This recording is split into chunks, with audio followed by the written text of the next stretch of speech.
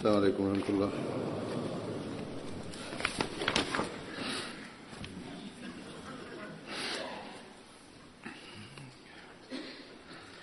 أشهد أن لا إله إلا الله وحده لا شريك له وأشهد أن محمدا عبده ورسوله أما بعد فأعوذ بالله من الشيطان الرجيم بسم الله الرحمن الرحيم الحمد لله رب العالمين الرحمن الرحيم مالك يوم الدين إياك نعبد وإياك نستعين اهدنا الصراط المستقيم صراط الذين أنعمت عليهم غير المغضوب عليهم ولا الضالين.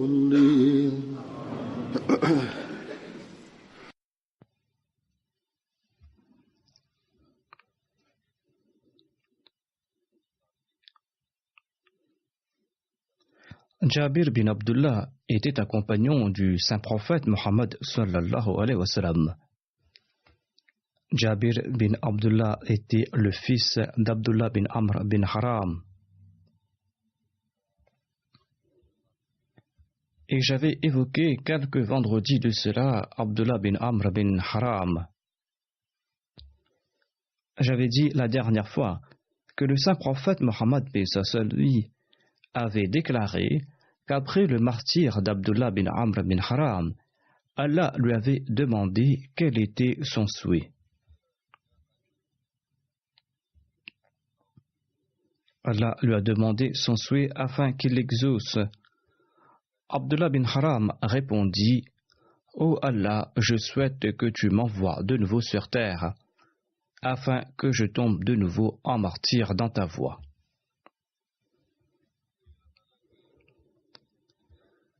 Étant donné que son souhait était contraire à la pratique d'Allah, Allah lui a répondu que cela est impossible, car celui qui décède ne peut retourner de nouveau sur terre, et Allah lui demanda de formuler un autre souhait. Ce récit met en exergue le sens de sacrifice d'Abdullah bin Amr bin Haram et le traitement extraordinaire qu'Allah lui avait réservé. Jabir bin Abdullah était le fils de cet illustre compagnon du saint prophète Mohammed sallallahu alayhi wa sallam. Jabir bin Abdullah avait prêté le serment d'allégeance lors de la deuxième bay'a d'Aqaba. Abdullah bin Haram avait dit à son fils qu'après son martyre, il devait rembourser son créancier juif après avoir vendu les récoltes de son verger.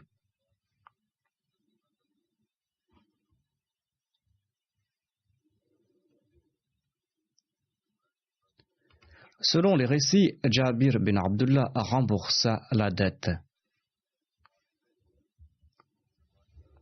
En accord à la tradition de l'époque, d'aucuns hypothéquaient leurs vergers et leurs champs.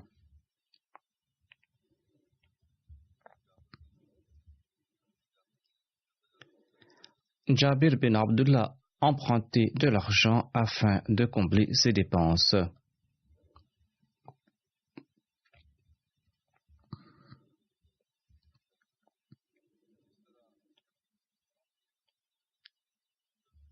Selon un récit, au moment de rembourser sa dette, il informa son créancier juif que la récolte n'était pas bonne ou qu'il y avait une possibilité que la récolte soit maigre, et il demanda à son créancier juif un échelonnement du remboursement de la dette jusqu'à la prochaine récolte. Le créancier ayant refusé d'accorder quelque facilité, Jabir bin Abdullah se présenta tout inquiet au saint prophète Mohammed sallallahu alayhi wa sallam. Ou peut-être que le saint prophète Mohammed lui a su à propos de ses difficultés.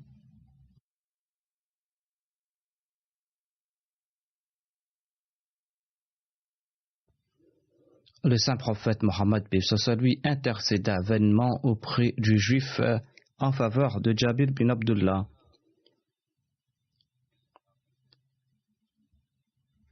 Or, le saint prophète Mohammed lui fit montre d'une grande compassion à l'égard de Jabir bin Abdullah, afin qu'il puisse rembourser sa dette. Selon le récit, le saint prophète Mohammed lui pria en sa faveur, et Allah lui accorda sa grâce.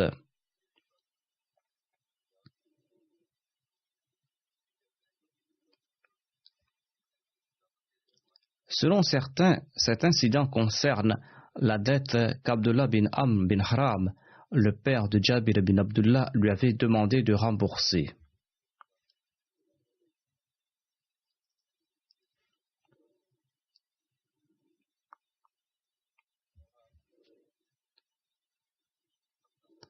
En tout cas, la récolte fut maigre cette année-là, et il fut difficile à Jabir bin Abdullah de rembourser sa dette. Le saint prophète Mohammed lui sut à propos de ses soucis. Or, selon le récit du recueil Bukhari, cet incident eut lieu plus tard. En tout cas, ce récit démontre la compassion du saint prophète Mohammed lui à l'égard de son compagnon et le miracle de l'exaucement de sa prière.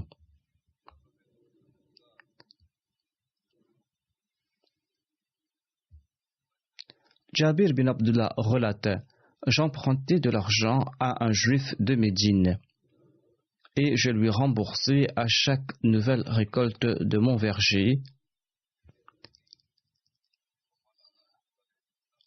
Ce verger est situé sur la route du puits nommé Roma. La récolte était maigre cette année-là et la récolte n'était pas entièrement prête. Comme à l'accoutumée, le juif s'est présenté au moment de la récolte. Et je n'avais pas encore fait la cueillette à l'époque. Je lui ai demandé 1 an de répit, mais il a refusé de m'accorder ce délai. Il souhaitait peut-être me déposséder de mon jardin.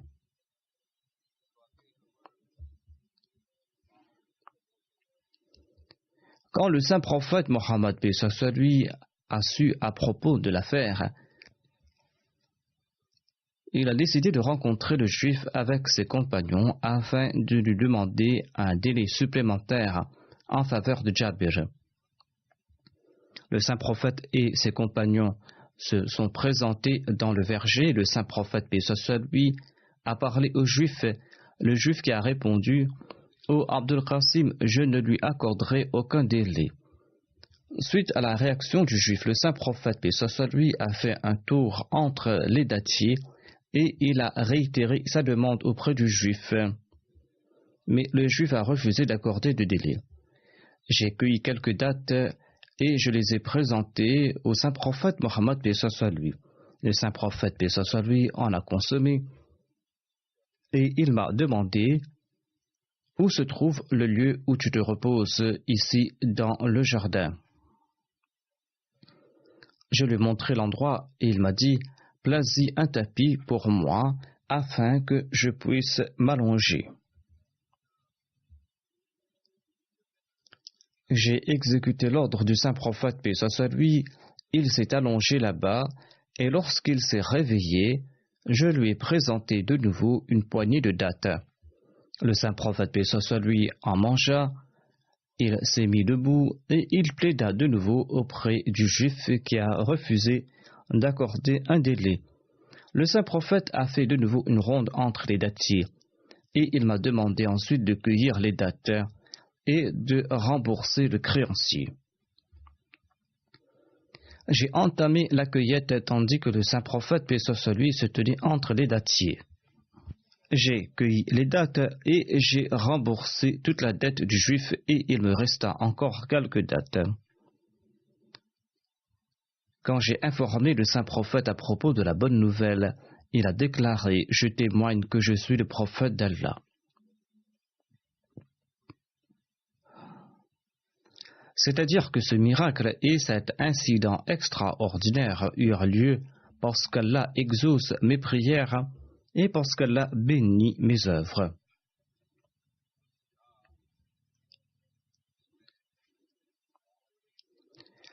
Cet incident met en exergue à la compassion du saint prophète Mohammed paix soit lui, ainsi que l'exaucement de ses prières. Et cela met aussi en exergue le souci des compagnons quant au remboursement de leurs dettes. Cet état d'esprit est la distinction d'un véritable croyant.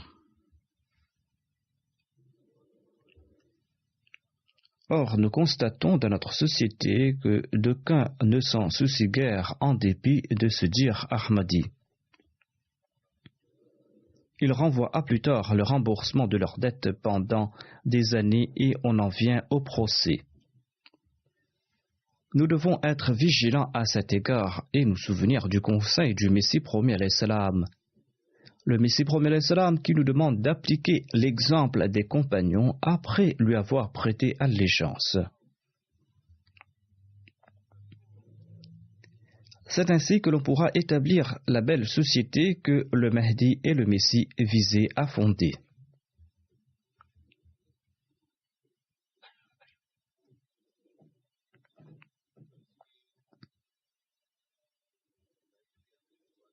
Jabir bin Abdullah relate un autre récit sur le remboursement des dettes.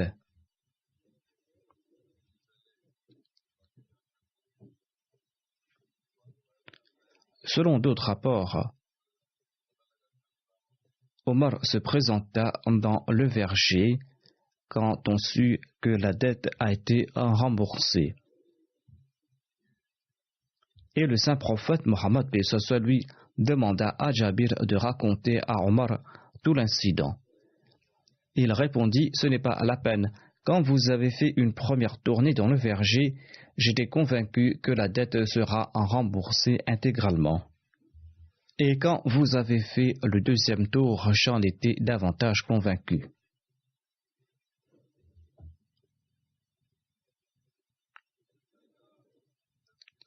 Jabir relate un autre récit sur l'importance du remboursement des dettes. Il y avait un compagnon qui devait 2 dinars avant de rendre l'âme. Le saint prophète Mohammed paix soit lui refusa de diriger sa prière funéraire. Un autre compagnon se porta garant pour le remboursement de la dette. Sur ce, le saint prophète Mohammed paix soit lui dirigea la prière funéraire de ce compagnon. Le lendemain, le saint prophète Mohammed paix soit lui demanda au garant s'il avait déjà remboursé la dette de 2 dinars. Ceci démontre l'importance de rembourser des dettes et à quel point l'on doit s'en inquiéter. Mais Jabir relate aussi que le saint prophète paix soit lui a déclaré « Quand un croyant décède, eh bien son patrimoine appartient à ses proches. Si un croyant endetté lègue des biens à ses proches après son décès et que son patrimoine ne suffit pas pour rembourser sa dette ou qu'il laisse des enfants sans soutien, eh bien l'État doit prendre la responsabilité du remboursement de la dette et doit aider aussi les orphelins. » C'est-à-dire que c'est l'État, ce sont les responsables qui vont prendre la responsabilité du remboursement de la dette et du soutien à ces orphelins. L'islam met beaucoup d'accent sur la tutelle des orphelins et sur leur soutien financier. C'est pour cette raison que le saint prophète, paix soit sur lui, a déclaré que cette responsabilité incombe à l'État. Il existe donc ces deux récits sur les dettes. D'une part, le saint prophète, paix soit sur lui, refusa de diriger la prière funéraire de celui qui devait 2 dinars, et à une autre occasion, il affirme que cette responsabilité m'incombe ou incombe à l'État. Dans le premier cas, le saint prophète, paix soit sur lui, informe ceux qui s'endettent pour rien que le remboursement d'une dette est très important et que les proches du défunt doivent s'en acquitter.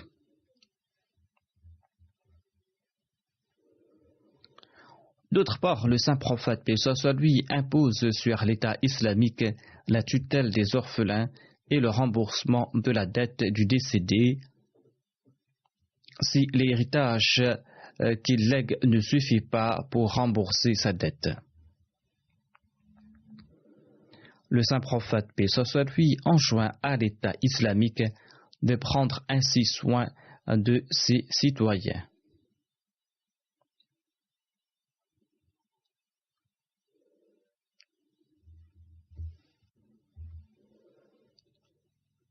Mais malheureusement, ce sont dans les pays islamiques que les droits des citoyens sont les plus lésés.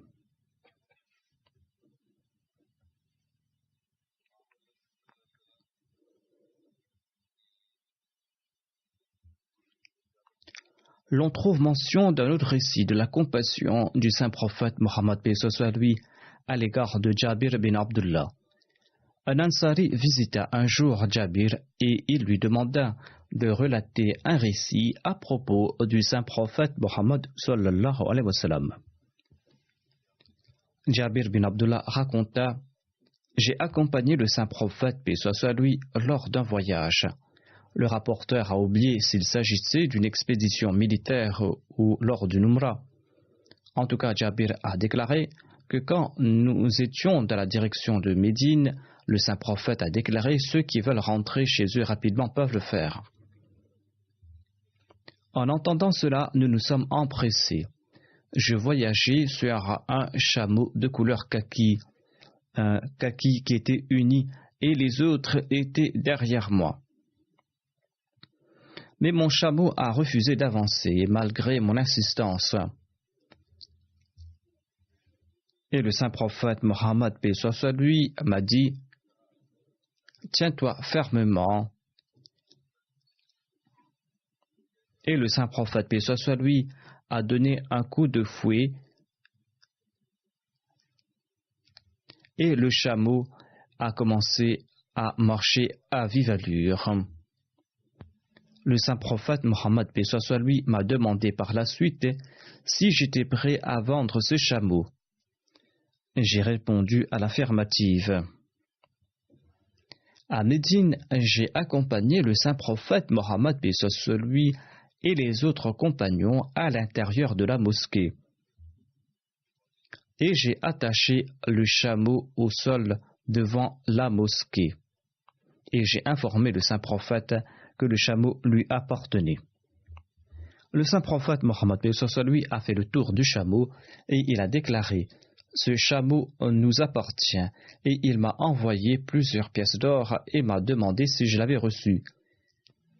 Ayant répondu à l'affirmative, le saint prophète, paix soit sur lui, a ajouté: garde les pièces d'or et le chameau t'appartient.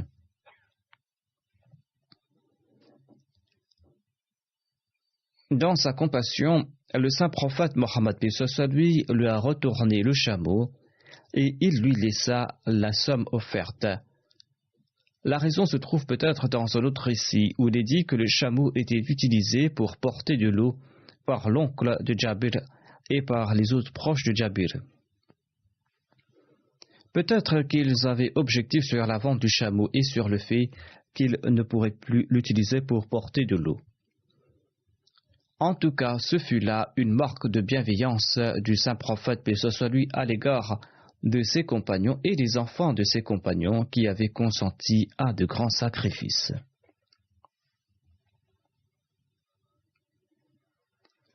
qu'Allah exalte le statut de ses compagnons et qu'il nous permette de perpétuer leurs bonnes œuvres.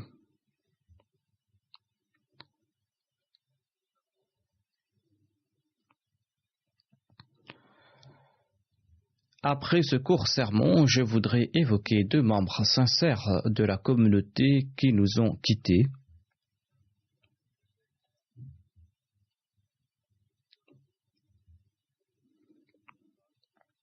Le premier est M. Bilal Idlibi de la Syrie, qui était grièvement blessé dans un accident de voiture. Il est décédé dans la nuit du 17 mars 2018 à 1h30 du matin des suites d'un arrêt cardiaque. Inna lillahi wa inna ilayhi raji'un.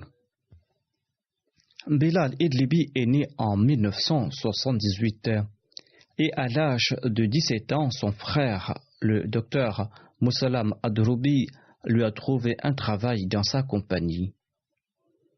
Et là-bas, il a connu la Jamaat et les Ahmadis. Il a fait la Bayra après quelque temps.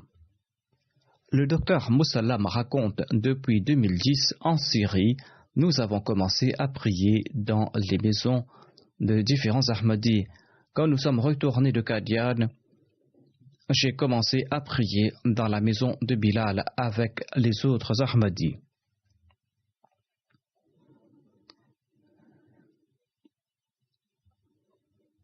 Il m'a accueilli chez lui chaleureusement en raison du fait qu'il avait embrassé l'Ahmadiyya grâce à moi.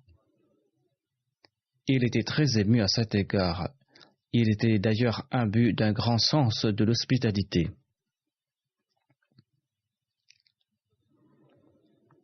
Le président de la Jamaat écrit ceci: Bilal Idlibi avait un magasin de vêtements sportifs et il en fournissait à tout frère qui en avait besoin.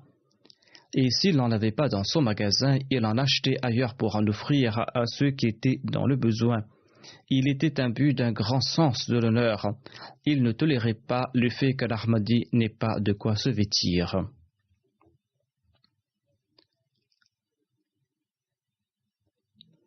Si quelqu'un était en difficulté, il tentait au mieux de combler ses besoins. Le défunt était très attentif à l'égard de ses enfants, il les avait inscrits dans les meilleures écoles. 2 jours avant son décès, nous avons prié dans sa maison. Le secrétaire des finances a commenté que le défunt avait versé toutes ses cotisations dans les fonds d'Al-Wasiyya, du Tahrik Jadid et du Waqf Jadid, et qu'il avait déjà inclus dans le fonds d'Al-Wasiyya un terrain qu'il avait acheté récemment. Il était toujours à jour dans ses cotisations. Le défunt était empli d'abnégation régulier dans ses actes d'adoration. Il était proche du califat et il écoutait tous les sermons du calife.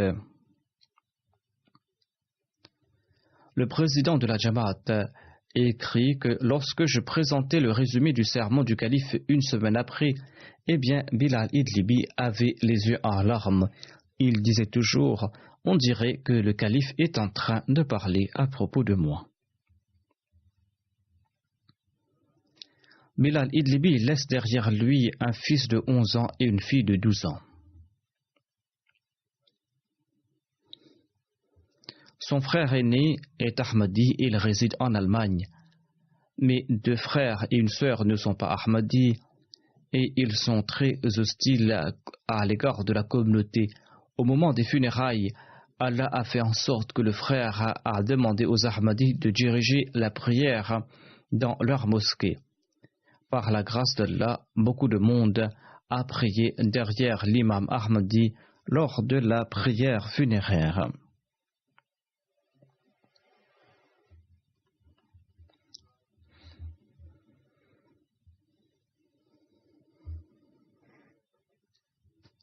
Madame Salima Mir Sahiba, ancienne sadar de la Lajna Imaila de Karachi et épouse d'Abdul Qadir Dar, est décédée le 17 mars 2018 à l'âge de 90 ans.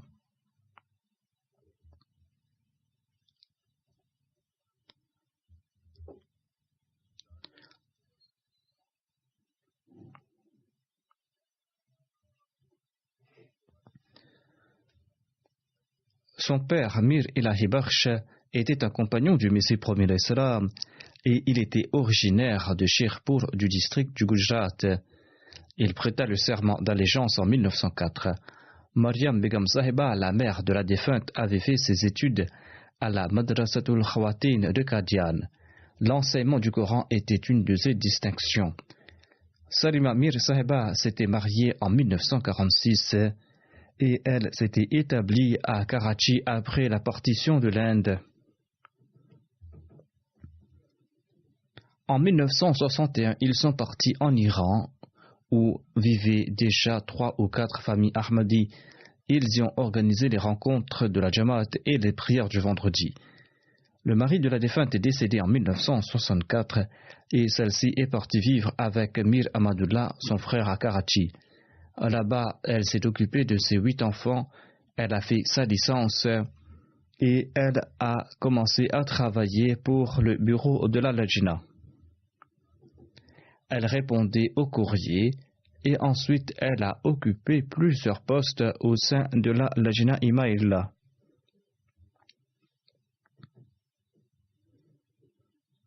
Le comité organisateur a été instauré en 1981 et le 3e calife a choisi la défunte comme président de ce comité de la Lajna. La défunte raconte: quand le calife m'a nommé à ce poste,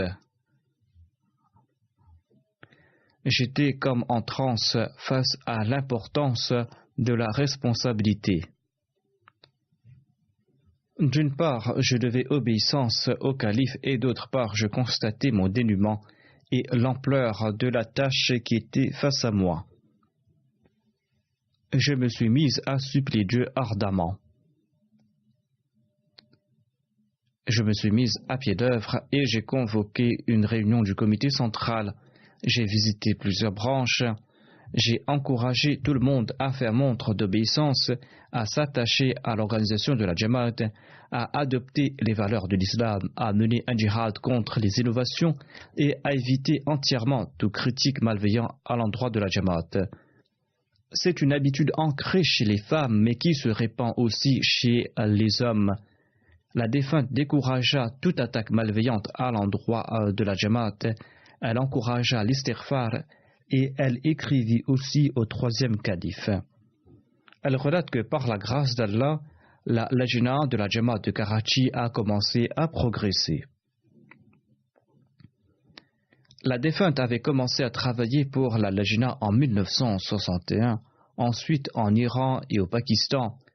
Quand elle fut de nouveau attachée à la Lajna de Karachi, après avoir servi au sein de la Lajna centrale, le 4e calife l'a nommée Sadr de la Lajna de Karachi. Elle a occupé ce poste de 86 jusqu'en 1997. La Lajna de Karachi a publié 60 ouvrages et 2 magazines lors de sa présidence. Et lors de sa présidence, elle a aussi lancé des classes pour encourager la prédication du message de l'islam et de l'Ahmadiyya. Le 4e calife en était très content. Le 4e calife a félicité la défunte en ces termes: vous êtes en train d'accomplir un travail remarquable. Vos œuvres suscitent des prières dans mon cœur à votre égard. Qu'Allah vous accorde une longue vie pleine de santé et qu'il bénisse votre joie et qu'il accorde la meilleure des récompenses ici-bas et dans l'au-delà à vos aides. En de nombreuses occasions, le 4e calife ainsi que le 3e calife ont loué les œuvres de la défunte.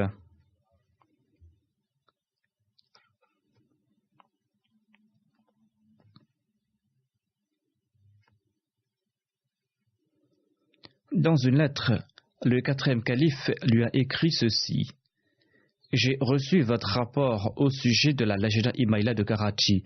Du tréfonds de mon cœur, j'honore vos sentiments et votre sincérité.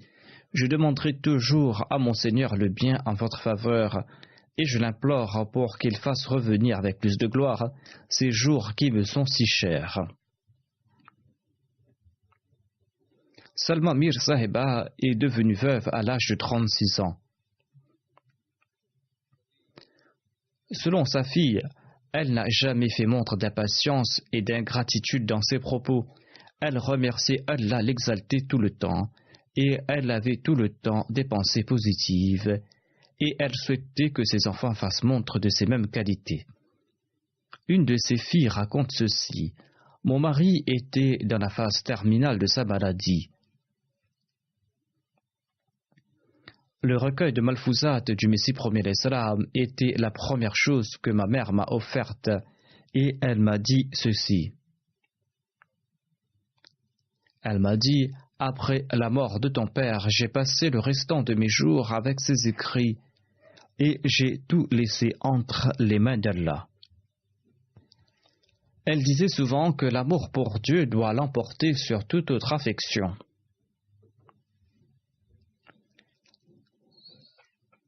Sa fille raconte, les médecins m'ont demandé de signer un formulaire durant les derniers instants de mon mari.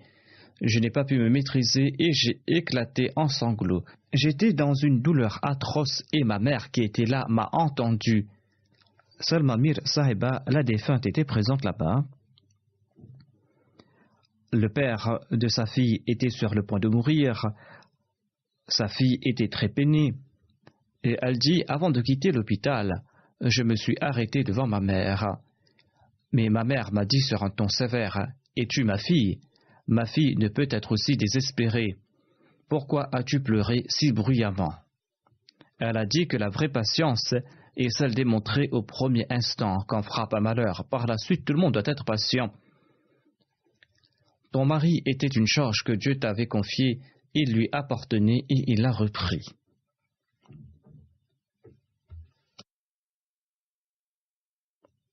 Après avoir eu 4 filles, la défunte a eu son premier fils qui est décédé après quelque temps.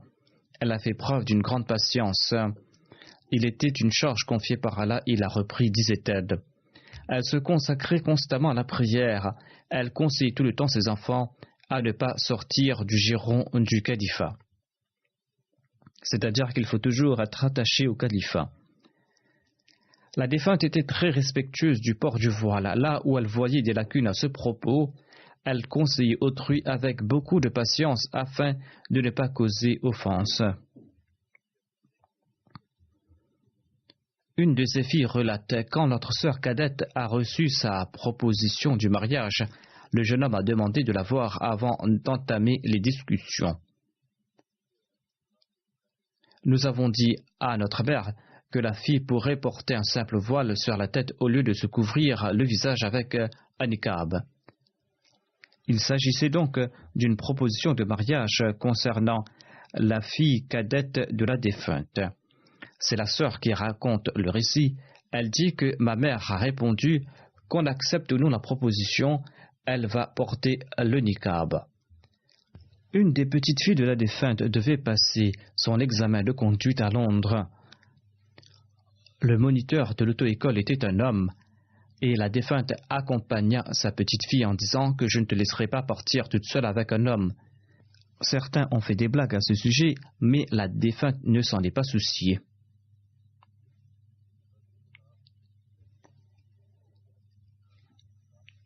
La Lajna a publié un recueil des instructions des califes sur le port du voile ou du niqab sous le titre « Fleurs pour celles qui portent le voile ».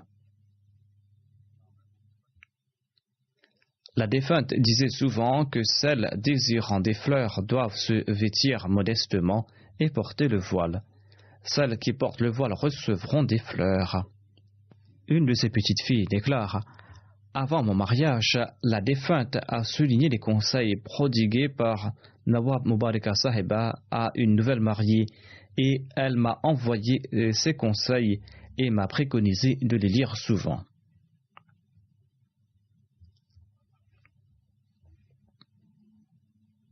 Elle ajoute « La défunte n'appréciait pas que les femmes célibataires restent jusqu'à tard dans la nuit dans les soirées. Lorsque nous étions au lycée et qu'il y avait des soirées organisées chez nos amis, elle nous accompagnait. De nos jours, de nombreuses filles me demandent mon avis au sujet de passer la nuit dans les soirées ou d'y dormir sur place. Cela est une mauvaise pratique et nos filles doivent s'en prémunir. » Elle continue, lorsque nous manquions la prière de Fajr, elle ne nous adressait pas la parole durant toute la journée. C'était là une grande punition de sa part. Une fois, elle était de passage aux États-Unis à Chicago et elle fut invitée à un événement où une femme avait mis de la musique et s'était levée pour danser. Elle vint par derrière et l'agrippa et lui dit « Arrête cette musique, ne sais-tu pas comment appelle-t-on celle qui danse ?»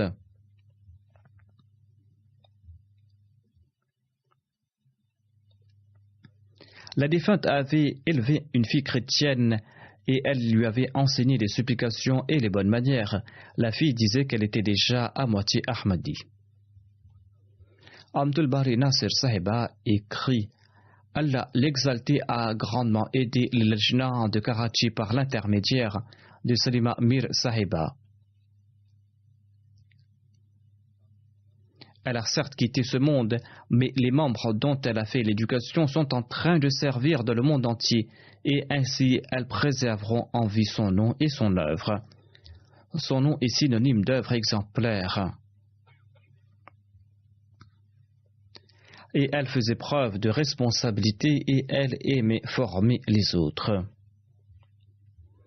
Elle ne souhaitait guère à se faire une renommée, elle désirait tout simplement que toutes les femmes travaillant sous elle soient bien formées.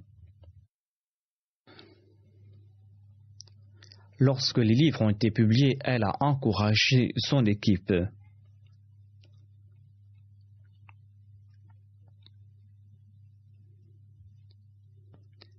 Vers la fin de sa vie, la défunte était souvent amenée à voyager.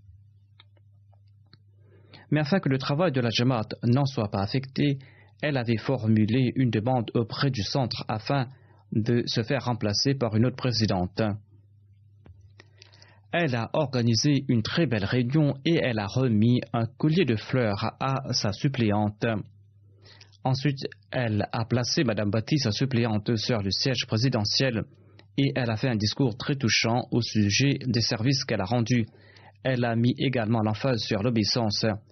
Et elle s'est libérée avec dignité de ses responsabilités. Elle a ajouté « Ce genre de passation de pouvoir existe également. Parfois, lorsque des personnes sont démises de la fonction de la Jamaat ou lorsque l'affectation à leur poste leur est refusée, elles soulèvent de nombreuses objections. Il s'agit d'une leçon pour elles. Si elles sont affectées à un poste, alors elles doivent en remercier Dieu. Et même si elles ne le sont pas, elles doivent chercher d'autres moyens pour servir la Jamaat. Il n'est pas nécessaire d'être affecté à un poste pour contribuer aux œuvres de la Jamaat. » Elle ajoute ensuite que la défunte œuvrait avec grande intelligence et discrétion dans son travail. Lorsqu'on lui faisait part de quelque chose de personnel, nous n'avions jamais peur que cela fuite. Elle était une excellente confidente. Abdul Bari Nasir Sahiba ajoute qu'elle ignorait comment la défunte faisait pour garder tous les secrets de tout le monde. Il s'agit d'une grande qualité qui se perd de nos jours, même chez les hommes. Abdul Noor Sahiba écrit de Karachi. Salima Mir Sahiba était une femme très aimante, désintéressée, très humble, qui mettait de côté sa personne et faisait l'éloge du travail des autres. C'était une femme très joviale. En plus d'un beau visage, Allah lui avait également accordé un très beau et un doux cœur. Elle ajoute « Lorsque j'étais nommée présidente, j'ai fait mention du fait que la région était très vaste, que je n'ai pas beaucoup d'expérience, que je ne suis pas véhiculée. Elle m'a dit « Ce n'est pas grave, ma fille habite tout près de chez toi. Dès que tu en auras besoin, si tu dois faire des visites, fais-lui en part et elle mettra un véhicule à ta disposition. Ou informe-moi, je vais envoyer ma voiture. Ne t'en fais pas. » La défunte était très humble. Elle travaillait main dans la main avec les autres bénévoles. Une secrétaire Ishat de Karachi écrit ceci: j'ai eu l'opportunité de travailler avec la défunte Salima Mir Sahiba depuis 1986. Je l'ai trouvée très modeste, soucieuse des pauvres et très humble. Lorsqu'une grande bénévole de la communauté s'était éloignée, la défunte s'était enquise à son sujet et elle avait appris qu'elle était très malade et qu'elle possédait de nombreuses reliques de la Jamaat. Après les supplications du 4e calife et conformément à ses directives, la défunte a contacté cette dame avec beaucoup de sagesse mais la personne est décédée avant qu'elle ne puisse prendre ses reliquats. La défunte a demandé à un proche de la personne que si elle possédait des reliques de la Jamaat était prête à mettre le prix pour les acquérir parce que ces objets faisaient partie de l'histoire de la communauté. Il y avait des objets bénis qui appartenaient au Messie promis d'Islam. Ainsi, on a pu récupérer un coffre dans lequel il y avait des lettres du Messie promis et des écrits du premier calife. Et le coffre aussi était historique. Ainsi, la défunte a pu prendre ces objets avec beaucoup de sagesse. Et les femmes Ahmadi qui s'étaient éloignées de la Jamaat ont été soignées par cette dernière.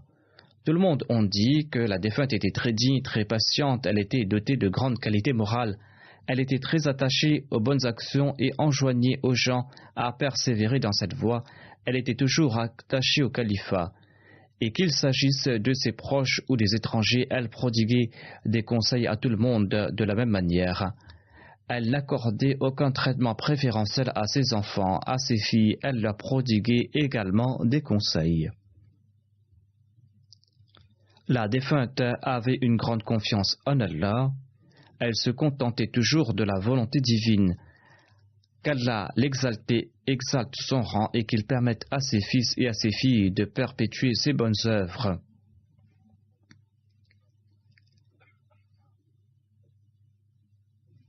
Après la prière du vendredi, je dirigerai ces 2 prières funéraires en l'absence des dépouilles.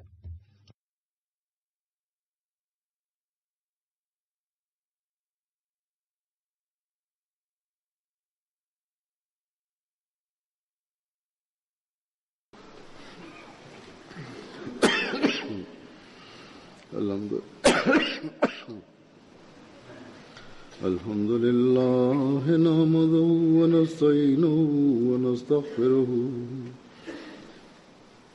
ونؤمن به ونتوكل عليه ونعوذ بالله من شرور أنفسنا ومن سيئات أعمالنا من يهده الله فلا مضل له ومن يضلل فلا هادي له ونشهد أن لا إله إلا الله ونشهد أن محمدا عبده ورسوله عباد الله رحمكم الله إن الله يأمر بالعدل والإحسان وإيتاء ذي القربى وينهى عن الفحشاء والمنكر والبغي يعظكم لعلكم تذكرون اذكروا الله يذكركم وادعوه يستجب لكم ولذكر الله أكبر